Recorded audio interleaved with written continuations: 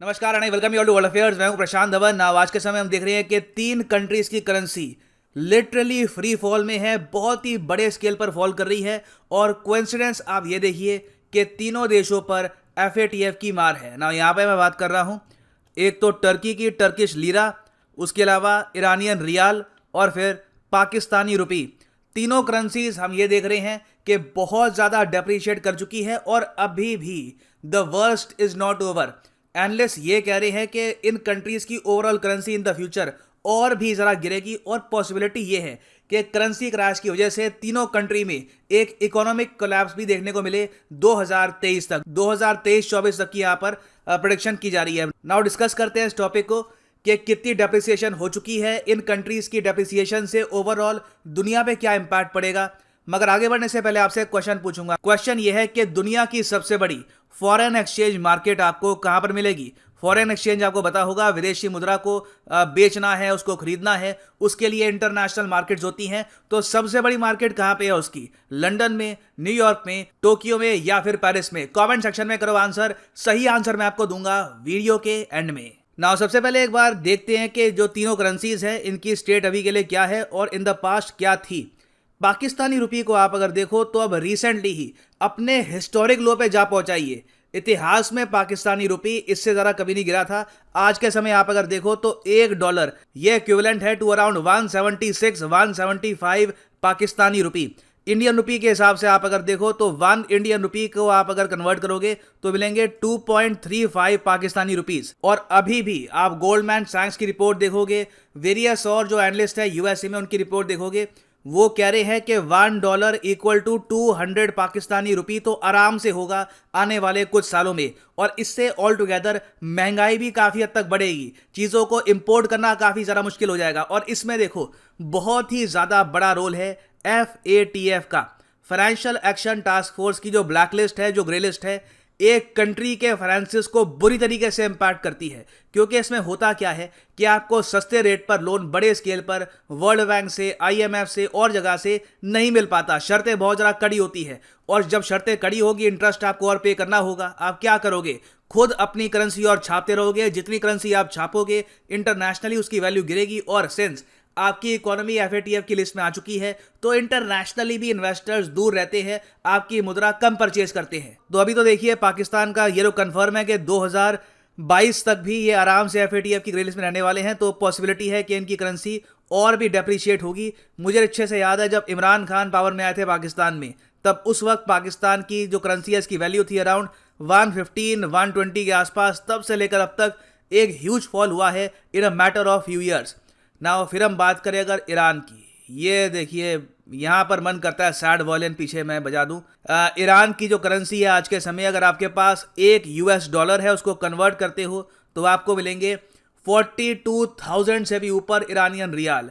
ये इम्पैक्ट है FATF की ब्लैक लिस्ट का। उसके अलावा इन पर काटसा के अंडर जो सैंक्शंस हैं वो और लगे हैं। तेल नहीं बेच सकते, कुछ खरीद नहीं सकते, इन्वेस्टमेंट्स कहीं से भी नहीं आती यहाँ पर। पाकिस्तान को खैर कुछ हद तक चाइना का तो सहारा है, ईरान को अभी तक चाइना का भी सहारा प्रॉपरली मिला नहीं है। तो इसलिए एक इंडियन रुपी, जी हाँ 1 Indian rupee is equal to 568 Iranian rial. और अभी भी बताया जा रहा है कि अगर यूएसए के साथ ईरान की न्यूक्लियर डील फेल कर जाती है तो पॉसिबिलिटी है कि 1 इंडियन रुपी 1000 ईरानियन रियाल भी हो सकता है। That can very much happen. और देखिए इसमें FATF का एक बहुत ही बड़ा रोल है और इसीलिए पाकिस्तान काफ़ी हद तक चिंतित है ब्लैक लिस्ट को लेकर कि ईरान की तरह अगर पाकिस्तान ब्लैक लिस्ट हो गया तब आप मान लीजिए पाकिस्तान का जो रुपये है ये इतना ज़्यादा गिर जाएगा कि अपने आप में लोग बिलीव नहीं करेंगे। इन्फ्लेशन इतनी ज़्यादा होगी कंट्री में कि पूरी कंट्री सफ़र करेगी ऑल टुगेदर। और ये बात सिर्फ मैं नहीं कह रहा, रिसेंटली पाकिस्तान के पार्लियामेंट में इस पर एक रिपोर्ट भी आई थी। इन्होंने आपस में डिस्कस भी करी ये बात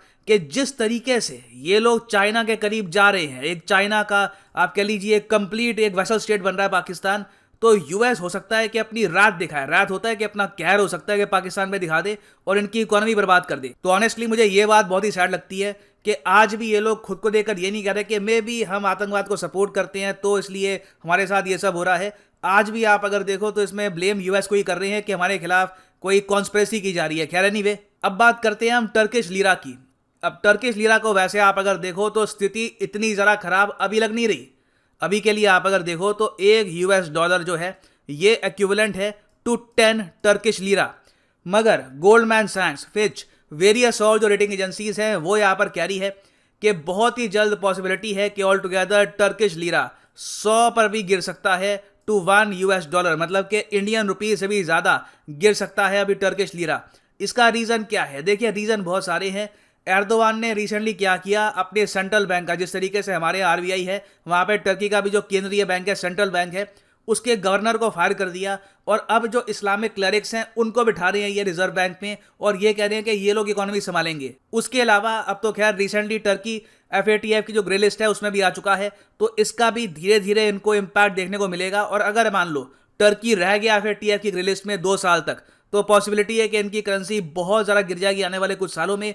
और मैं ये यहाँ पर नहीं कहूँगा कि इनकी करेंसी 100 तक पहुँच जाएगी, 1-2 महीने में टाइम लगेगा, मगर मोस्ट प्रॉब्ली 2023 तक कह रहे हैं कि तीनों कंट्रीज की जो करेंसी है इसमें मैसिव फॉल देखने को मिलने वाला है ना। यहां पर मैं ये भी ऐड कर दूं कि ऐसा नहीं है कि सिर्फ FATF की जो लिस्ट है उसी का इंपैक्ट हम देख रहे हैं इन कंट्रीज पर, ऑब्वियसली उसका एक रोल है, मगर उसके अलावा जो बड़े स्केल पर इकोनॉमिक मिसमैनेजमेंट हुई है, जो करप्शन हुआ है इन कंट्रीज में। फॉर एग्जांपल आप पाकिस्तान में देखो, शायद ही यहाँ पे आपको कोई बड़ा बिलियनियर मिलेगा, जो बहुत अमीर आदमी मिलेगा, जिसने देश में प्रॉपर्टीज परचेज करके रखी है।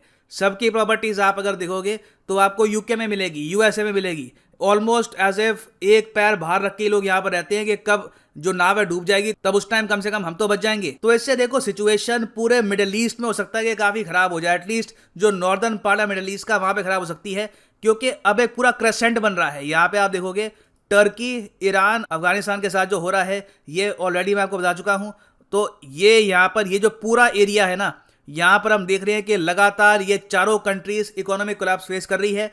और देखिए कहीं ना कहीं इसका नेगेटिव इंपैक्ट रीजन पर भी होगा। जो आसपास के देश हैं, इंडिया को मैं उसमें कितना काउंट करूंगा नहीं, क्योंकि पाकिस्तान के साथ ट्रेड वैसे ही हमारा ना के बराबर है, हम लोगों ने डाइवर्सिफिकेशन काफी कर रखी है। मगर जो आसपास के बाकी देश है, इराक है, सीरिया है, तुर्कमेनिस्तान है, उज्बेकिस्तान है, इवन यहाँ पर जो कंट्रीज हैं जॉर्जिया, अजरबैजान और इवन आर्मेनिया, इन सब पे इसका इंपैक्ट हो सकता है इन द फ्यूचर कि इस पूरे रीजन में ही इकोनॉमिक एक्टिविटी नीचे जाए। नाउ इसका सोल्यूशन क्या हो सकता है? देखिए मेरा मानना यहाँ पर यह है कि अभी भी एक रे ऑफ लाइट ये है कि ईरान अकेले इस रीजन को बचा सकता है।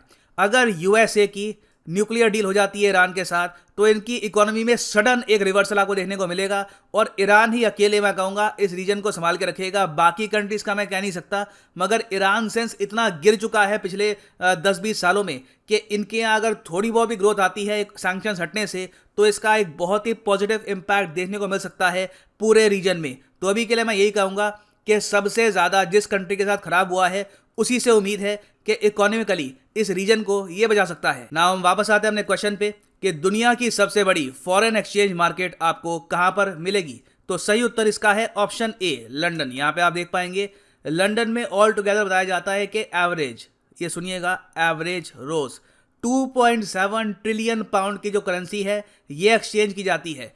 फॉरेक्स मार्केट आप अगर देखोगे तो ये 70-80 ट्रिलियन से भी ऊपर की मार्केट है, डॉलर्स की मैं यहाँ पे बात कर रहा हूँ। और सिंस लंदन इसका केंद्र है, तो इस वजह से यूके की सरकार को बहुत सारा टैक्स भी मिलता है फ्रॉम दी फॉरेक्स मार्केट। और इस वजह से आप देखते हैं कि इवन दो यूके एक छोटा सा टापू है, बहुत दूर एक छोटा सा देश है, इसकी इकोनॉमिक इंपॉर्टेंस बहुत। और फाइनली यहाँ पर मैं ये भी ऐड कर दूं कि अगर आप UPSC की तैयारी कर रहे हैं तो अभी अनअकैडमी का बहुत ही स्पेशल ऑफर चल रहा है, मैसिव डिस्काउंट है on the Unacademy combo package. Comment section में जाओ, यहाँ पर आपको मिलेगा ये लिंक, इस लिंक पर यहाँ पे करो क्लिक और यहाँ पे आप परचेज कर पाएंगे ये यूनिक कॉम्बो कोर्स, जिसके अंदर आप UPSC प्रीलिम्स, मेंस, ऑप्शनल, जी हाँ ऑप्शनल जो भी आप चूज करना चाहें, political science, history, geography, whichever you want to choose, ये आप चूज कर सकते हैं। And you can start preparing for UPSC prelims, mains and the optional examination.